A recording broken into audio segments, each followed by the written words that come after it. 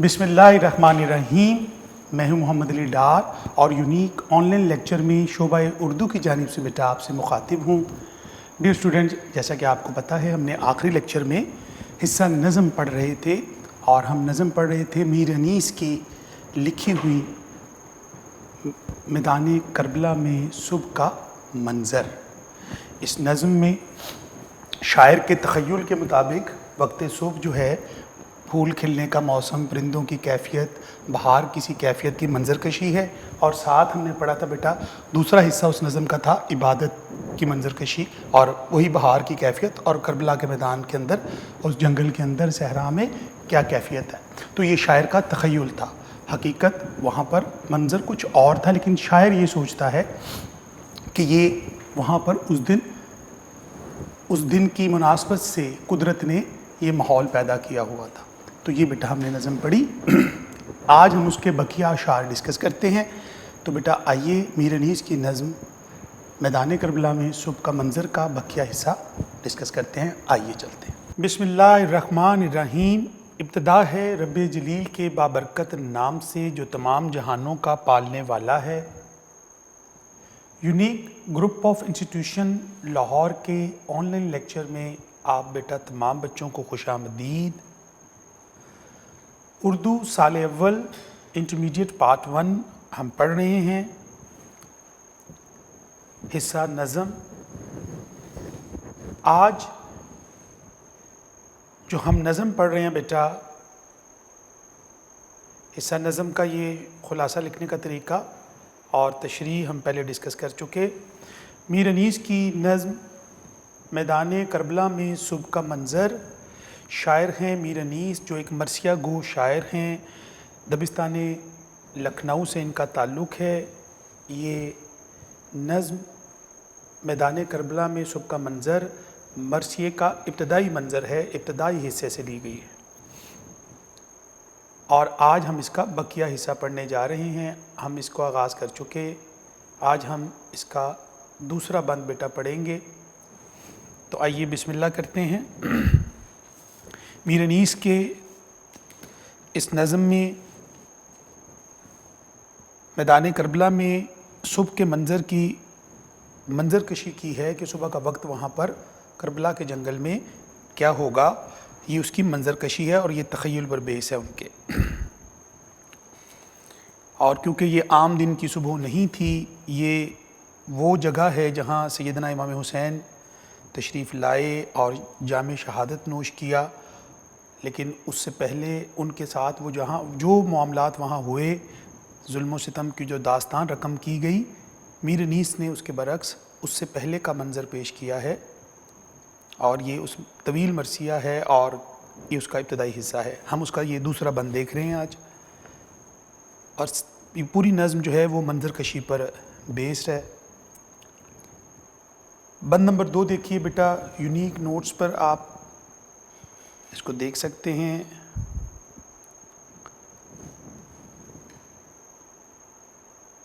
वो नूर और वो दश्त, सुहाना सा वो फ़िज़ा। नूर कहते हैं बेटा रोशनी को, और वो दश्त कहते हैं सहरा को, जंगल को। सुहाना कहते हैं खुशगवार, प्लेजेंट, फ़िज़ा माहौल के मैदान करबला में के जंगल में, करबला के जंगल में वहाँ पर जो कैफियत थी शायर के तख़य्युल में कि उस दिन रोशनी आम दिनों से बहुत ज़्यादा थी, नूर ही नूर था। रोज़ाना सुबह होती है लेकिन उस दिन की सुबह बड़ी मुनफरद थी, उस दिन की रोशनी बड़ी मुनफरद थी। और वो सहरा था और वहाँ मौसम बहुत ही खुशगवार था और फ़िज़ा और माहौल बड़ा ही खूबसूरत था, जैसे बहार की कैफियत होती है। और उस मौसम में, उस करबला के जंगल में, वहाँ पर दर्राजो कुबको तहुओ ताउस की सदा। दर्राज बेटा तीतर को कहते हैं, कुबक चकोर को। चकोर एक मुर्गी नुमा एक परिंदा है जिस पर सफ़ेद ब्लैक ग्रे सुरमई रंग होता है, इसका स्याह रंग सुरमई रंग होता है, उस पर सफ़ेद सफ़ेद डॉट्स पड़े होते हैं। तेहू ये खूबसूरत आवाज़ वाला परिंदा है, तीतर की किस्म का। ताउस बेटा मोर को कहते हैं। مور پیکاک جو ہوتا ہے خوبصورت ایک پرندہ جو اپنے رنگوں کی وجہ سے، اپنی خوبصورت اپنے پروں کی وجہ سے اپنی مثال آپ ہے. تو اس دن میر انیس کہتے ہیں منظر کشی بیان کرتے ہوئے وہاں کی منظر کو یوں بیان کرتے ہیں کہ اس دن روشنی بہت زیادہ تھی، موسم خوشگوار تھا، اور یہ جن پرندوں کا ذکر کر رہے ہیں وہ دراج و کبک و تہو و طاؤس کی صدا. تو وہاں یہ دراج، کبک، تہو اور طاؤس کی آوازیں، خوبصورت آوازیں آ رہی تھیں. ہر طرف یہ پرندے چہچہا رہے تھے. ان کی آوازوں کی جو مٹھاس ہے وہ اپنی مثال آپ ہے. اور شاعر یہ تخیل پیش کر رہا ہے کہ وہاں پر میدان کربلا کے جنگل کے اندر، اس صحرا کے اندر ایک عجیب خوبصورت سما تھا، کیونکہ یہ عام دن کی صبح نہیں تھی، یہ میدان کربلا کی صبح تھی. اور وہ کربلا جس کی نسبت سیدنا امام حسین سے جڑی ہوئی ہے. وہ جوش گل، پھولوں کی شدت تھی. جوش گل کا مطلب ہوتا ہے پھولوں کی شدت، بہت زیادہ کثرت سے پھول ہونا. کیفیت بھی اس کا معنی لیا جاتا ہے، لیکن یہاں مراد کیا لی جا رہی ہے؟ اس دن جوش گل، پھولوں میں بہت زیادہ جوش تھا، ان کا رنگ بہت کھلا ہوا تھا، ان کی کیفیت بہت ہی نرالی تھی. وہ نالائے مرغان خوشنوا، نالائے کہتے ہیں آواز کو، مرغان خوشنوا کہتے ہیں خوبصورت آواز والے پرندوں کی آوازیں آ رہی تھیں. سردی جگر کو بخشتی تھی صبح کی ہوا، اور اتنی ٹھنڈی ہوا چل رہی تھی کہ صبح کے وقت کو جو ہے اتنی ٹھنڈی ہوائیں چل رہی تھیں کہ جگر جو ہوتا ہے سانس لینے سے اس کو بھی ٹھنڈک محسوس ہو رہی تھی. اور پھولوں سے سبز سبز شجر سرخ پوش تھے. پھولوں سے، اب درخت جو ہے اس پر پھول اگے ہوئے تھے. پھولوں سے سبز سبز شجر، شجر کہتے ہیں درخت کو، درختوں کا رنگ سبز ہوتا ہے. ایسا لگتا تھا وہ سرخ پوش ہو گئے ہیں، یعنی انہوں نے سرخ رنگ کا لباس پہن لیا ہے. یعنی وہاں پر کربلا کے جنگل میں ہر طرف ایک باغ کی کیفیت تھی، جیسے بہار کے موسم میں پھول کھلتے ہیں. اتنی پھولوں کی شدت تھی، اتنے زیادہ پھول کھلے ہوئے تھے، اور ان پھولوں کو دیکھ کر خوشنوا آواز والے پرندے خوبصورت آوازوں میں چہچہا رہے تھے، اور ٹھنڈی ہوائیں چل رہی تھیں. اور اس میں پھولوں کی شدت کے باعث حال یہ تھا کہ پھولوں سے سبز سبز شجر سرخ پوش تھے. اتنے زیادہ پھول اگے ہوئے تھے. امیجینیشن شاعر کی یہ ہے کہ شاعر کو یوں لگتا ہے کہ اس دن صرف زمین پر کیاریوں میں پھول نہیں تھے، بلکہ درختوں پر بھی سرخ رنگ کے پھول کھلے ہوئے تھے. اور ایسا لگتا تھا دور سے کہ جیسے سبز رنگ کے درختوں نے سرخ رنگ کا لباس پہن لیا ہو. تھالے بھی نخل کے سبدے گل فروش تھے. تھالا بیٹا کہتے ہیں درخت کے گرد جو ایک کیاری بنی ہوتی ہے، ایک ہالا سا بنا ہوتا ہے درختوں کو پانی دینے کے لیے.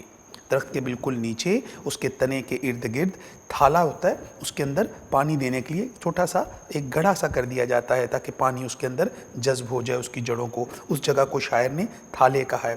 تھالے بھی نخل کے، نخل کہتے ہیں درخت کو، سبد کہتے ہیں ٹوکری کو، گل فروش کہتے ہیں پھول بیچنے والے کی ٹوکری. تو یعنی یہاں پر میر انیس نے اس منظر کو پیش کیا ہے کہ میدان کربلا کے جنگل میں، کربلا کے میدان کے جنگل میں وہاں کیا کیفیت تھی. وہاں پھول اتنی کثرت سے تھے کہ درختوں نے بھی سرخ رنگ کا لباس پہنا ہوا لگتا تھا، یعنی درختوں کے اوپر بھی پھول کھلے ہوئے تھے. اور تھالے بھی نخل کے سبدے گل فروش تھے. اور پھولوں کے جو درختوں کے گرد تھالے اور ہالے بنے ہوتے ہیں اس کو پانی دینے کے لیے، جتنے پھول درخت کے اوپر کھلے ہوئے تھے اتنے ہی پھول ان نیچے ہالوں میں پڑے تھے. تو شاعر کہتا ہے کہ ایسا معلوم ہوتا ہے کہ جیسے یہ پھول کے بڑے بڑے ٹوکرے پڑے ہوئے ہیں، جیسے پھولوں کی دکانوں پر پھول بیچنے والوں نے ٹوکریاں سجائی ہوتی ہیں پھولوں سے بھری ہوئی. بالکل یہی کیفیت وہاں یہ تھی کہ استقبال کر رہی تھی، کرنے کے لیے آمد کی، اس عظیم ہستی کی آمد کا استقبال کرنے کے لیے. تو یہ ہر طرف پھول ہی پھول تھے، اور درختوں کے اوپر پھول، اور نیچے ہالے. ایسا معلوم ہوتا تھا جیسے ٹوکریاں پڑی ہوں، جیسے پھول بیچنے والوں نے اپنی دکانوں پر سجائی ہوئی ہے. بیٹا اس بند میں میر انیس نے کربلا کے جنگل کی ایک خوبصورت منظر کشی کی ہے. اپنے تخیل میں وہ یہ بتاتے ہیں، ان کا تصور یہ ہے کہ یہ عام دن کی صبح نہیں تھی، یہ میدان کربلا کی صبح تھی. یہ صبح عام دنوں سے نرالی تھی، یہ صبح عام دنوں سے منفرد تھی. اس دن وہاں اس بند کے اندر شاعر یہ کہنا چاہ رہا ہے کہ اس دن کی روشنی، اس دن کا موسم، اس دن کی پرندوں کی خوبصورت آوازوں میں ایک عبادت کی کیفیت تھی۔ وہاں پرندے اپنی اپنی خوبصورت آوازوں میں اپنے رب کی حمد و ثنا بیان کر رہے تھے۔ اس دن ہوائیں اتنی ٹھنڈی چل رہی تھیں، اتنی ٹھنڈی ہوائیں چل رہی تھیں کہ جگر کو ٹھنڈک مل رہی تھی، اور پھولوں کی کیفیت، پھول اتنی کثرت سے اگے ہوئے تھے کہ ہر طرف تحد نگاہ پھول ہی پھول تھے، سرخ رنگ کے پھول، اور ان پھولوں کی کثرت کا عالم یہ تھا کہ آپ اگر درختوں پر بھی دیکھیں گے تو وہ جتنے پھول نیچے باغ کی ادھر کیاریوں میں نظر آتے تھے، ارد گرد نظر آتے تھے، میدان میں نظر آتے تھے، اس سے کہیں زیادہ پھول جو ہے وہ درختوں کے اوپر لگے ہوئے نظر آتے تھے، اور یہ ایک بہت ہی خوبصورت منظر پیش کر رہے تھے۔ اور اس منظر میں ایسا لگتا تھا کہ تاحد نگاہ پھول ہی پھول ہیں، اور درختوں کے تھالے پھول بیچنے والوں کی ٹوکریاں معلوم ہوتے تھے۔ یعنی شاعر کا تصور یہ ہے کہ صبح کے وقت کی کیفیت، کربلا کے جنگل کی جو کیفیت ہے، وہاں صبح بہت نرالی تھی، وہاں کی صبح بہار کی کیفیت رکھتی تھی، اور وہاں ہر چیز اپنے رب کی حمد و ثنا بیان کر رہی ہے۔ اور پھول جو ہیں وہ، پرندے جو ہیں وہ ذکر جلی میں مصروف ہیں، پرندے چہچہاتے ہیں، ان سے آواز نکلتی ہے، وہ خدا کا ذکر کر رہے ہیں، ان کی تسبیح کر رہے ہیں، اور ان کی چہچہاہٹ میں ذکر جلی ہے۔ اور ذکر خفی کا مطلب بیٹا یہ ہوتا ہے کہ جس میں آواز نہ ہو، دل کی دھڑکن ذکر کرے خدا کا۔ تو جو پھول، نبات، جتنے بھی پودے ہیں وہاں پر، وہ خدا کا ذکر کرنے میں مصروف ہیں، ان کی یہ کیفیت تھی۔ جیسا کہ بڑا خوبصورت شعر یہاں لکھا ہے کہ کیفیت وہی میں ہے بلبل، ہے وقت نزول مصحف گل، نوبت ہے صدائے قمریاں کی، تیاری ہے باغ میں ازاں کی، محو تکبیر فاختہ ہے، قد قامت سرو دل ربا ہے، ہر شمع خاموش فکر میں ہے، ہر طائر شوخ ذکر میں ہے۔ یعنی صبح کے وقت چلنے والی ہوا قلب و جگر کو سکون بھی دے رہی ہے، ہر طرف پھول ہی پھول ہیں۔ اور اس کیفیت کے اندر جو صبح کی کیفیت ہے، اس کو شاعر نے بڑے ہی خوبصورت انداز میں یہاں پیش کیا ہے۔ اور یہاں پرندوں کی چہچہاہٹ اور پھولوں کی کثرت کا ذکر ہوا ہے، اور جس نے ایک خوبصورت سما باندھ دیا ہے۔ یہ صبح کا موسم بہار کا منظر پیش کر رہا ہے، وہ اس کی نسبت یہ ہے کہ یہ عام دن کی صبح نہیں تھی، یہ میدان کربلا کی صبح تھی، یہ عام دن کی صبح کے پھول نہیں تھے، یہ اس دن اس ہستی کو کی استقبال میں کھلے ہوئے پھول تھے۔ تو شاعر نے اس کو اس نسبت سے منظر کشی کی ہے۔ بند نمبر 3 میں دیکھتے ہیں بیٹا، بند نمبر 3 دیکھتے ہیں جی کہ وہ دشت، وہ نسیم کے جھونکے، وہ سبزہ زار، وہ دشت کا مطلب ہوتا ہے صحرا، جنگل، وہ نسیم، صبح کے وقت جو ہوا چلتی ہے اسے نسیم کہتے ہیں، صبح نسیم کی جو ہوا ہوتی ہے کے جھونکے، وہ سبزہ زار کہتے ہیں ہرے بھرے میدان جہاں تا حد نگاہ سبزہ ہی سبزہ ہو، پھولوں پہ جا بجا جگہ جگہ، وہ گوہر ہائے آبدار کا مطلب ہوتا ہے پانی کے چمکدار موتی، گوہر کہتے ہیں موتی کو، آبدار کہتے ہیں پانی، یعنی پانی جو شبنم کے قطرے پھولوں پر پڑے تھے، شاعر کو یوں لگتا ہے کہ یہ موتی پڑے ہوئے ہیں، یہ اس کا تخیل ہے۔ اٹھنا وہ جھوم کے شاخوں کا بار بار، اٹھنا وہ جھوم کے شاخوں کا بار بار، یعنی ہوا چلنے سے شاخیں جھوم رہی تھی، خوشی کا اظہار کر رہی تھی، شاخیں خوش تھیں، ہوا چلنے سے وہ جب ہلتی تھیں تو شاعر کہتا ہے کہ ایسا لگتا ہے کہ ان شاخوں پر سرور و مستی کی اور خوشی کی کیفیت طاری ہے، اور یہ بار بار ہو رہا تھا، جیسے جیسے ہوا چلتی تھی شاخیں درختوں کی ہلتی تھیں اور ایسا لگتا تھا جیسے خوشی سے جھوم رہی ہوں۔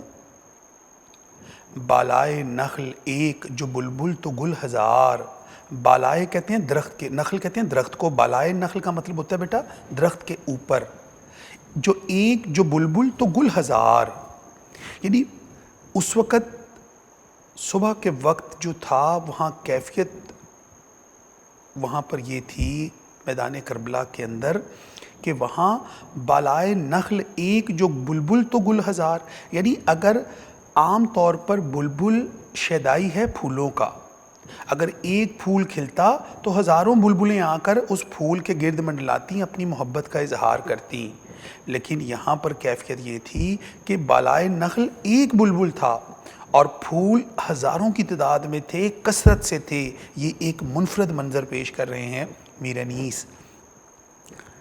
بالائے نخل ایک جو بلبل تو گل ہزار، تو یہ کیفیت بلبل کے لیے بے حد خوشی اور مسرت کی بن جاتی ہے کہ یہاں پر اتنی کثرت سے پھول کھلے ہوئے ہیں، کیونکہ بلبل وہ پرندہ ہے جو پھول سے محبت کرتا ہے، پھول سے عشق کرتا ہے، اس پھول کے گرد منڈلاتا ہے اور اس پر اپنی محبت نثار کرنا چاہتا ہے۔ تو یہاں منظر یہ تھا صبح کے وقت میدان کربلا کے کہ وہاں ایک بلبل بیٹھا تھا درخت پر، تو نیچے ہزاروں اس کے لیے پھول کھلے ہوئے تھے، یعنی اتنی زیادہ کثرت تھی، اور اس کا اثر بلبل کے اوپر یہ تھا کہ اس کی کوئی خوشی کی انتہا نہ رہی۔ اور اس کا ایک خواہاں تھے زیب گلشن زہرا جو آپ کے، خواہاں تھے چاہتے تھے، زیب گلشن زہرا، حضرت فاطمہ رضی اللہ تعالیٰ عنہ کا یہ لقب ہے۔ زیب کہتے ہیں بیٹا سجاوٹ کو، حضرت فاطمہ کے گھر کی رونق، ان کی سجاوٹ، ان کے آنگن کے پھول، مراد امام حسین اور اہل بیت جو ہیں، وہ چاہتے تھے آب کے کہتے ہیں پانی کو، شبنم نے بھر دیے تھے کٹورے گلاب کے۔ بیٹا یہ تشریح طلب بند جو ہے یہ گریز کا بند ہے۔ جب مرثیہ گو جو تشبیب میں اصل مقصد یعنی واقعہ کربلا کی بیان کی طرف آتا ہے، تو مرثیے کا ایسا بند جو ہے وہ گریز کا بند کہلاتا ہے۔ تو یہاں مرثیہ نگار نے ذکر کیا ہے کہ اس دن کی کیفیت کو بیان کیا ہے، اور اس دن حضرت فاطمۃ الزہرا کے باغ کے پھول سے مراد ہیں امام حسین اور اہل بیت۔ وہ کیا چاہتے تھے؟ وہ پانی پینا چاہتے تھے، لیکن کربلا میں امام حسین اور ان کے ساتھیوں پر 7 محرم کو پانی بند کر دیا گیا تھا، اور پھر آپ اور آپ کے جو جانثار ساتھی تھے، آپ کے اہل خانہ تھے، وہ ان کو بھوکا پیاسا رکھا گیا، اور آپ کو شہادت کا جام نوش کیا۔ آپ نے اپنے نانا کے دین کی سربلندی کے لیے جو ہے باطل سے ٹکرائے اور جام شہادت نوش کیا۔ ادھر یزیدی لشکر نے امام حسین اور ان کے ساتھیوں کے لیے پانی بند کر دیا تھا، لیکن قدرت نے کیا کیا؟ قدرت کی طرف سے یہ تھا کہ اس دن جو گلاب کے پھول تھے وہ ایسا لگتا تھا جیسے کٹورے بن گئے ہیں، پیالے بن گئے ہیں۔ کٹورا کہتے ہیں بیٹا پیالے کو۔ تو گلاب کے پھولوں کی پتیوں کا جو، اگر آپ کبھی کھلے ہوئے گلاب کو دیکھیں تو اس کا منظر یہ ہوتا ہے کہ وہ دور جیسے پیالے کی مشابہت ہوتی ہے اس کے اندر۔ تو شاعر نے یہاں میر انیس نے یہ منظر کشی پیش کی ہے، یہ منظر پیش کیا ہے کہ اس دن کربلا کے میدان میں پھول جو تھے وہ پیالے بن گئے تھے، اور اس میں اتنی آسمان سے شبنم گری کہ اہل بیت اور امام حسین ادھر آئیں اور پانی پی لیں، لیکن ان ظالموں نے ان کا پانی بند کر دیا ہوا تھا۔ یہ ہمیں ان کی پیاس کا احساس دلانے کے لیے ہے، یعنی انسانی تاریخ یہ جان سکے کہ اتنا عظیم ہستی کے ساتھ اس کربلا کے اندر کیا ظلم و ستم کیے گئے۔ تو لہٰذا لیکن قدرت نے ان کے لیے یہاں یہ منظر، شاعر کا تخیل یہ ہے کہ قدرت نے اس دن اس طرح کا کیفیت پیدا کر دی تھی ہوگی، لیکن وہ راستے سارے بند کر دیے جاتے تھے، وہاں پر جو ہے پہرے نافذ تھے۔ تو اس بند میں جناب امیر انیس نے وہ صبح کے وقت کے اندر جو ٹھنڈی ہوائیں چلنے اور سبزہ زار ہرے میدان ہے اور پھولوں پر ہر طرف ایسے موتی پڑے ہیں، یعنی جو آسمان سے گرنے والی شبنم ہے، شاعر کہتا ہے ایسے لگتا ہے کہ وہ موتی چمک رہے ہیں، اور شاخیں جو ہیں وہ خوشی کے ساتھ خوشی جھوم رہی ہیں، ان کی خوشی کی کوئی انتہا نہیں ہے۔ اور اگر کسی درخت پر ایک بلبل بیٹھا ہوتا تو اس کے لیے ہزاروں پھول تھے، بالکل اسی طرح جس طرح امام حسین اکیلے اور ان کے جانثار ہزاروں جو ہے وہ کتنے لوگ ان کے لیے جانیں قربان کرنے کے لیے تیار تھے۔ آپ کے جو جانثار ساتھی تھے۔ اسی طرح یہاں پر ان کی پیاس کا ذکر کیا گیا ہے، اور امام حسین کی پیاس جو ہے اس کی تاریخ میں مثال اور نظیر نہیں ملتی۔ تو میر انیس نے ایک ایسا منظر پیش کیا ہے جہاں ہر وقت چیزوں کی کثرت اور فراوانی دکھائی دیتی ہے، لیکن چند افراد کے لیے پانی روک لیا جاتا ہے، تاکہ مرثیہ کے اندر وہ اس مقام کو بیان کرنا چاہتے ہیں کہ امام حسین کی پیاس کی کیا اہمیت ہے، اور شبنم کس طرح سے قدرت ان کے اوپر مہربان ہو کر کٹوروں کو بھرتی ہے۔ یہ اس کیفیت کو بیان کرنا چاہتے ہیں کہ وہ پیاس کیا ہوگی، لیکن قدرت ان کو اپنے طریقے سے اس مقام پر پہنچاتی ہے، یعنی شہادت کا وہ جو رتبہ ان کو عطا ہوتا ہے۔ یہ ایک بہت بڑا واقعہ ہے جس کی دنیا کے اندر مثالیں نہیں ملتی، اور میر انیس نے یہاں پر اس کیفیت کو بیان کیا ہے۔ تو یہاں جس کی رگوں میں آتش بدر و حنین ہے، جس سورما کا اسم غلامی حسین ہے، تو یہ امام حسین کی یہاں بات کی گئی ہے۔ تو میر انیس یہاں پر یہ ساری کیفیت کو ہمارے سامنے رکھتے ہیں۔ اگلا بند بیٹا چوتھا بند دیکھتے ہیں۔ وہ کمریوں کا چار طرف سرو کے ہجوم۔ کمری بیٹا فاختہ نما ایک پرندہ ہوتا ہے، فاختہ کی قسم کا۔ کوکو کا سرو کہتے ہیں بیٹا ایک درخت ہے، وہ کمریوں کا چار طرف سرو کے ہجوم، وہ کمریوں کا چار طرف سرو کے ہجوم،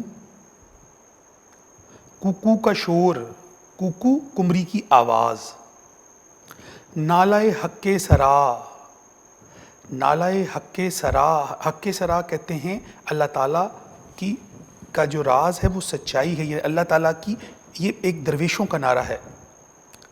نالا کہتے ہیں آواز کو، کوکو کے شور میں، یعنی کوکو پرندے کی آواز میں ایسا لگتا ہے شاعر یہ عبادت کی منظر کشی ہے۔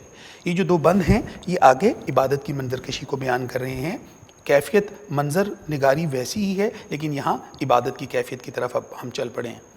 کوکو کا شور نالائے حق سرا کی دھوم، یعنی اللہ تعالیٰ کی سچائی جو ہے وہ بیان کر رہے ہیں۔ کمری جو ہے جو کوکتی ہے، جب اس کی آواز میں یہ خدا کی سچائی کی، اس کی راز کی سچائی کی، اس کی عظمت کا اعتراف کیا جا رہا ہے، اور ساتھ ہی ساتھ سبحان ربنا، میرا رب سب سے اعلیٰ ہے، سبحان ربنا، اللہ تعالیٰ کی عظمت بیان ہو رہی ہے۔ کی صدا تھی العموم، عموم ہر طرف کس چیز کی آواز آ رہی تھی؟ سبحان ربنا، یعنی میرا رب سب سے اعلیٰ ہے، سب تعریفیں میرے رب کے لیے ہیں، میرا رب پاک ہے۔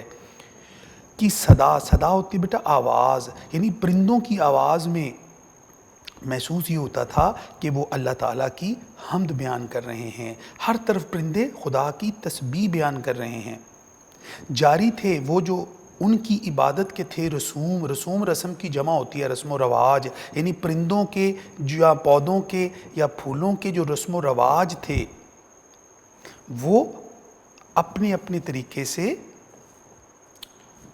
کیا کر رہے تھے؟ اپنے اپنے رسم و رواج کے مطابق اپنے رب کی حمد و ثنا بیان کر رہے تھے، کیونکہ کائنات کی ہر شے اللہ تعالیٰ کی تسبیح کرتی ہے۔ تو یہاں پر بھی سبحان ربنا کی صدائیں آ رہی تھیں، یعنی پرندوں کی کوک میں، کمریوں کی کوکوں میں شاعر کو یوں لگتا تھا کہ اللہ کی سچائی، اس کی عظمت، اس کی پاک ہے میرا رب، اس بات کی تسبیح کر رہے ہیں پرندے۔ ہر طرف سے ایسی ہی آوازیں، یعنی پرندوں کی آواز میں شاعر یہ محسوس کرتا ہے کہ وہ اپنے رب کی تعریف کر رہے ہیں، اور ان کے جو بھی عبادت کے طور طریقے ہیں اس کے مطابق وہ عبادت کر رہے ہیں۔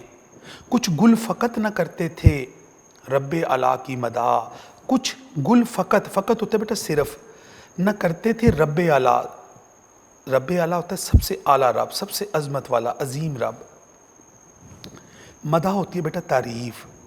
ہر خار کہتے ہیں کانٹے کو، پھول کے ساتھ جو کانٹے ہوتے ہیں انہیں خار بولتے ہیں۔ ہر خار کو بھی نوک زباں تھی خدا کی مدح، یعنی نوک، خار کی جو نوک تھی اس کو کیا مل گئی تھی؟ زبان مل گئی تھی، اور خدا کی وہ بھی کیا کر رہی تھی؟ تعریف کر رہی تھی۔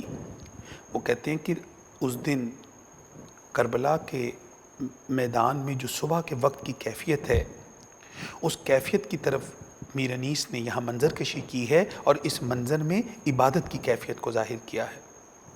اور یہاں پر امیر کہتے ہیں کہ وہ کمریوں کا چار طرف سرو کے ہجوم، یعنی اشارہ یہ ہے کہ سرو ایک پودا ہے جس سے کمری جو ہے بے پناہ محبت کرتی ہے، عشق کرتی ہے، والہانہ۔ اس سرو جو پودا اپنے قد کاٹ کی وجہ سے خوبصورت سمجھا جاتا ہے، اور کمری جو پرندہ ہے وہ اس کا شیدائی ہے۔ کمریاں جو ہیں وہ اس سے شدت سے چاہتی ہیں۔ یہاں پر ان کی آوازوں میں سچائی کا نعرہ ہے، حق کا نعرہ ہے، بالکل ویسے ہی جیسے امام حسین اور ان کے جانثار ساتھی حق کے لیے وہاں کھڑے ہوئے تھے، تو یہاں پر بھی وہی کیفیت یہاں نظر آ رہی ہے۔ وہاں بھی اللہ تعالیٰ کا ذکر، اس کی تسبیح، اس کی عظمت کے نعرے گونج رہے تھے، اور یہاں پر بھی جو پرندے ہیں ان کی آوازوں میں اپنے رب کی حمد و ثنا بیان ہو رہی تھی۔ اور یہاں پر جو چرند پرند تھے یا جو مخلوق اللہ نے پیدا کی ہے، وہ اپنے اپنے طریقے سے نباتات، یعنی جتنے پھول اور پودے تھے وہ اپنے طریقے سے اپنے رسم و رواج کے مطابق اپنے رب کی عبادت کر رہے تھے۔ اور یہاں پر یہ ساری کیفیت جو تھی وہ شاعر نے یہاں اس کو تخیل پیش کیا، اور صرف پھولوں کو کچھ گل فقط نہ کرتے تھے رب اعلیٰ کی مدح، صرف پھول ہی اپنے رب کی تعریف نہیں کر رہے تھے۔ اس دن خار کو بھی نوک زبان عطا ہو گئی تھی، یعنی کانٹوں کو بھی زبان لگ گئی تھی، وہ بھی اپنے رب کی تعریف کیے بغیر نہیں رہ سکتے تھے، اور حق سرا کی آوازیں ہر طرف سے آ رہی تھیں۔ ایسا محسوس ہوتا تھا کہ ہر کوئی عبادت کے اندر مشغول ہے، اور یہ وہ کیفیت تھی جو صبح کے وقت عبادت کے منظر کو اظہار کرتے ہیں۔ اور صبح کے وقت کی عبادت جو ہے بیٹا، وہ مالک کائنات نے صبح کے وقت جو ہے نا اس کی ایک اپنی فضیلت بیان کی ہے۔ جتنے بھی مذاہب ہیں اس میں اپنے خدا کی عبادت کا آغاز صبح کے وقت ہوتا ہے، جیسے سورج نکلنے سے پہلے خدا کی عبادت کا آغاز ہوتا ہے۔ ہر مذہب کے ماننے والے اپنے رب کی اپنے اپنے طریقے سے جب عبادت کرتے ہیں تو اس کے اندر صبح کا جو اہمیت ہے وہ تمام مذاہب میں جو ہے اس کو ایک خاص مقام حاصل ہے۔ تو میر انیس نے یہاں پر یہ موقف اختیار کیا ہے کہ صبح کے وقت جو ہے نباتات اور حیوانات بھی عبادت الہی میں مصروف ہیں، اور پرندے جو چہچہا رہے ہیں یہ خدا کا جو ذکر کر رہے ہیں، اس ذکر میں اصل میں پرندوں کی آوازیں جو ہیں وہ ذکر جلی ہے، یعنی آواز کے ساتھ خدا کا ذکر کرنا۔ اور جو پھول اور نباتات ہیں، پودے ہیں، یہ خاموش ہیں لیکن خدا کی حمد و ثنا یہ بھی بیان کر رہے ہیں اپنے اپنے رسم و رواج کے مطابق۔ تو شاعر کا کہنا یہ ہے کہ یہ ہر چیز، کمریاں جو ہیں وہ کوک کر ذکر جلی کی صورت ہے میں خدا کا ذکر کر رہی ہیں، اور پھول کی پتیاں اور کانٹے جو ہیں یہ خاموشی کے ساتھ خدا کی تقدیس بیان کر رہے ہیں، یعنی ہر طرح سے اپنے رب کی عظمت اور پاکی بیان کی جا رہی ہے۔ تو شاعر نے یہاں اسی منظر کو پیش کیا، اور یہی کیفیت سیدنا امام حسین کے لشکر میں بھی ہوگی، کیونکہ وہاں پر بھی اپنے رب کی حمد و ثنا بیان ہو رہی ہے، وہاں پر بھی اپنے رب کے نام کی اونچائی ہو رہی ہے، اس کا ذکر کیا جا رہا ہے، عبادت کی جا رہی ہے، اس کے نام کا جو ہے وہ چرچا کیا جا رہا ہے، اور جو باطل ہے اس سے ٹکرانے کے لیے حق کے اوپر ڈٹ جانے کی جو مثال ہمیں ملتی ہے، اور ان کے جانثار ساتھی جو ہیں آپ کے ارد گرد جو ہیں وہ جمع ہیں۔ تو یہ ساری کیفیت وہاں پر بھی موجود ہے، اور یہاں باغ میں بھی موجود ہے، جنگل میں بھی موجود ہے۔ تو جناب امیر انیس نے اس منظر کو اس انداز میں ہمارے سامنے پیش کیا، اور یہاں پر جو پرندوں کی آوازوں میں جو عبادت کی کیفیت ہے، جیسے نوبت ہے صدائے کمریاں کی، تیاری ہے باغ میں اذاں کی، ہر شمع خاموش فکر میں ہے، ہر طائر شوخ ذکر میں ہے۔ تو یہ سارا کیا پھولوں نے شبنم سے وضو صحن گلستہ میں، چلی مستانہ وشباد صبا عنبر فشاں ہو کر۔ تو یہاں پر یہ ساری کیفیت جو ہے کہ صبح کے وقت ساری مخلوق اپنے اپنے انداز میں محو عبادت نظر آتی ہے، اور ان کی عبادت کے جو رسوم ہیں وہ ہم نہیں جانتے، لیکن قدرت اس کو جانتی ہے، کیونکہ کائنات کی ہر شے اللہ تعالیٰ کی تسبیح کرتی ہے۔ تو اس میں پرندے بھی شامل ہیں، پودے، درخت، پھول، پتیاں، حتیٰ کہ کانٹے کی نوک بھی خدا کا ذکر کرتی ہے، اس کو بھی زبان لگی ہوئی ہے۔ اور پانچواں بند بیٹا دیکھتے ہیں کہ چونٹی بھی ہاتھ اٹھا کے یہ کہتی تھی بار بار، چونٹی ایک ادنا سا کیڑا، اے دانہ کش ضعیفوں کے رازق تیرے نثار. دانہ کش یعنی رزق دینے والے، دانہ دینے والے. یعنی یہاں چونٹی ایک ادنا کیڑا ہے، وہ کیا یعنی اس وقت صرف پرندے، پودے، پھول ہی نہیں بلکہ چھوٹی سے چھوٹی مخلوق، ایک ادنا سی چونٹی بھی اپنے رب کی بارگاہ میں کیا کہہ رہی ہے کہ اے اللہ تو کتنا عظیم ہے، تو ہم ضعیفوں کو، ضعیف کمزوروں کو کیا دیتا ہے؟ دانہ دیتا ہے، رزق دیتا ہے. اے ہمیں رزق دینے والے اللہ تعالیٰ کی ذات کیا ہے؟ اللہ رزاق ہے، رزق دینے والا ہے. تو چونٹی ہاتھ اٹھا کر یہ دعا مانگتی ہے، بار بار یہ دعائیں کرتی ہے اپنے رب کی بارگاہ میں کہ تو ہم کمزوروں کو رزق دینے والا ہے، ہم تیرے نثار جائیں، تیرے قربان جائیں، تیری عظمتوں کے قربان جائیں. تو پتھر کے اندر بھی کیڑا ہو اس کو بھی رزق دیتا ہے. تو کیسا مالک ہے، تو کیسا عظیم رب ہے.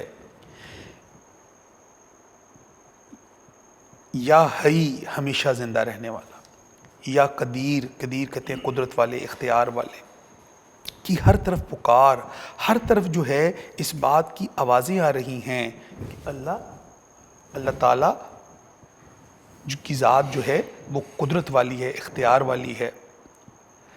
تسبیح تھی کہیں اور کہیں تخلیل کردگار. تسبیح، ذکر، تسبیح کہتے ہیں ذکر کرنا، جیسے نماز پڑھ کے ہم خدا کی تسبیح کرتے ہیں، ذکر کرتے ہیں، اس طرح کہیں تخلیل کردگار یعنی اللہ تعالیٰ کی توحید بیان کرنا، لا الہ الا اللہ کا ورد کرنا. طائر ہوا میں مست، ہرن سبزہ زار میں، پرندے ہواؤں میں خوشی سے جھوم رہے تھے اور ہرن جو ہے ہرے میدانوں میں بھاگ رہے تھے، خوشی کا اظہار کر رہے تھے اور اپنے اپنے طریقے سے خدا کی حمد و ثنا کر رہے تھے. جنگل کے شیر گونج رہے تھے کچھار میں، اور شیر کے رہنے کی جگہ کچھار، کچھار وہ جگہ ہوتی ہے جس میں شیر رہتا ہے. پرندے جیسے گھونسلے میں رہتے ہیں، اس طرح شیر جو ہیں وہ کچھار میں رہتے ہیں. تو جنگل کے شیر کچھار میں رہ کر اپنے رب کی حمد و ثنا بیان کر رہے تھے. اس بند میں جناب میر انیس نے یہ موقف اختیار کیا ہے کہ صبح کے وقت ہر شے اپنے رب کی حمد و ثنا بیان کرتی ہے. صبح کے وقت چونٹی خدا کی بارگاہ میں ہاتھ اٹھا کر دعائیں مانگتی ہے. کمزور پرندہ، کمزور کیڑا ہے، اس کا بھی اللہ رزق دیتا ہے. وہ اس اللہ تعالیٰ پر اپنی عظمتوں کا اعتراف کر رہی ہے. یہاں ہر طرف سے پرندوں کی آوازوں میں ایسا محسوس ہوتا ہے جیسے اللہ تعالیٰ کی وحدانیت، اس کی توحید کا ذکر ہو رہا ہو. تو میر انیس بنیادی طور پر اس بند میں خدا اللہ تعالیٰ کی عظمتوں کا اظہار کر رہے ہیں کہ وہ کتنا عظیم رب ہے جس کی ہر شے حمد و ثنا بیان کرتی ہے، کیونکہ وہی اس پوری کائنات کا خالق و مالک ہے اور رزق دینے والا اس پوری کائنات کو وہ ہے. تو نے پتھر میں کیڑے کو پالا، خشک مٹی سے سبزہ نکالا، سارے جگ میں کہیں تیرا ثانی نہیں ہے خدایا، کس نے تیری حقیقت کو پایا. تو بنیادی طور پر میر انیس کا یہ موقف ہے کہ صبح کے وقت ہر کوئی اللہ کی عبادت کرتا ہے، خدا کی حمد و ثنا بیان کرتا ہے. پرندے چونٹی سے لے کر بڑے شیر تک، اور درندے سے لے اتنے بڑے شیر سے لے کر جو ہے پھول پتیاں اور ہر چیز اپنے رب کی حمد و ثنا بیان کرتی ہوئی ہمیں دکھائی دیتی ہے. اور صبح کے وقت جو ہے جو عبادت کی، الہی کی جو کیفیت ہے اس کا اظہار کیا جا رہا ہے. تو میدان کربلا میں جہاں صبح کے وقت کی کیفیت کا اظہار ہے، وہاں باغ میں بہار کی کیفیت بھی ہے، اس میں عبادت کی بھی منظر کشی کی جا رہی ہے. تو بیٹا میر انیس اس بند میں بنیادی طور پر جو انہوں نے اللہ تعالیٰ کی عظمت، اس کے رازق ہونے، اس کی ذکر کا ہر طرف چرچا ہونے، اس کی تسبیح، اس کی عظمت کا اظہار یہاں بیان کیا ہے، اور ایک چونٹی سے لے کر شیر تک کی جو پوری کیفیت بیان کی ہے، یہ میر انیس کی منظر کشی کا ایک انداز ہے. یعنی شاعر نے یہاں ایک خوبصورت انداز میں کربلا کے میدان کے اندر جو عبادت کی کیفیت کو یہاں بیان کیا ہے. اور یہ ساری عبادت کا تعلق وہی امام حسین کا جو لشکر ہے اس کی بھی ایسی ہی کیفیت ہے. وہاں پر بھی خدا ہی کا ذکر ہو رہا ہے، اسی کی عظمت کے نغمے گائے جا رہے ہیں، اسی کا ذکر کیا جا رہا ہے، اور باطل سے ٹکرانے کے لیے اپنی جانوں کے نذرانے پیش کرنے کی تیاری کی جا رہی ہے. تو یہاں پر قدرت نے یہاں جو باغ کی کیفیت کی، صبح کے وقت کی کیفیت کی، جو نباتات جو پودے ہیں، جو چرند پرند ہیں، جو حشرات تک ہیں، ان سب کا اپنے رب سے محبت کا اظہار بیان کیا ہے کہ کائنات میں اللہ کے نام کی سربلندی کا ذکر جو ہے ہمیشہ رہے گا اور باطل ہمیشہ دنیا سے ختم ہو جائے گا، خدا کا نام ہمیشہ باقی رہے گا۔ جب ہر شے مٹ جائے گی تو ایک آواز بلند ہوگی کہ اب کس کی حکومت ہے، تو جواب آئے گا اللہ وحد و قہار کی حکومت ہے، تو اللہ ہی کا نام باقی رہے گا۔ سروری زیبا فقط ہے، ذات بے ہمتاں کو ہے، حکمراں ہے ایک وہی باقی بتانے آزری۔ تو بیٹا اس بند کے اندر شاعر نے یہ ساری بات کر کے عبادت کی تکمیل بھی کی اور خدا کے نام کی اونچائی، اور خدا کا نام ہمیشہ زندہ رہنے والا ہے، اور امام حسین جو ہیں وہ خدا کے نام کی سربلندی کے لیے اس میدان میں گئے تھے۔ ڈیئر اسٹوڈنٹس، آج ہم نے میر انیس کی نظم میدان کربلا میں صبح کا منظر مکمل کی بیٹا۔ اب آپ نے بیٹا کرنا یہ ہے اس کے مشکل الفاظ کے میننگز، اس کا خلاصہ اور اس کے ہر بند کی الگ الگ تشریح تیار کرنی، اور یونیک نوٹس ڈیفینیٹلی آپ نے لے لی ہوں گے، اس میں حوالہ جات سے آپ کو بہت مدد ملتی ہوگی، تو وہ حوالہ جات بھی آپ نے میرا بیٹا تیار کرنے ہیں۔